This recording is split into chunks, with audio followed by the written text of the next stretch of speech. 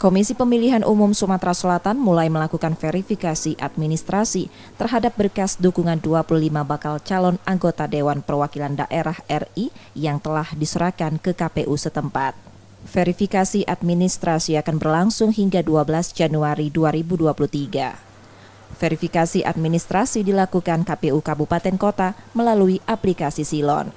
Verifikasi administrasi guna memeriksa keabsahan dukungan terhadap bakal calon, termasuk potensi kegandaan dukungan baik secara internal maupun antar bakal calon. Usai tahapan verifikasi administrasi terhadap berkas dukungan, para bakal calon akan diberi kesempatan untuk melakukan perbaikan. KPU lalu akan melakukan verifikasi faktual terhadap dukungan di 17 kabupaten kota. Setelah dinyatakan memenuhi syarat, para bakal calon DPD baru dapat mendaftarkan diri untuk pemilu DPD 2024.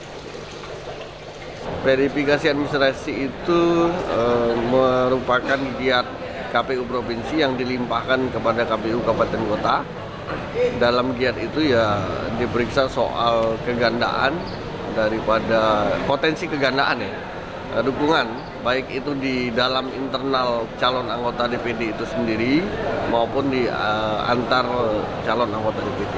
Baru setelah itu kita lakukan rapat pleno dan diberi kesempatan calon DPD untuk memperbaiki data-data yang ganda dan masih belum memenuhi syarat.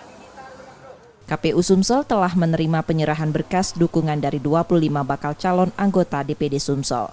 4 diantaranya merupakan calon petahana. Pada pemilu 2024, mereka akan memperebutkan 4 kursi perwakilan Sumatera Selatan di DPD RI.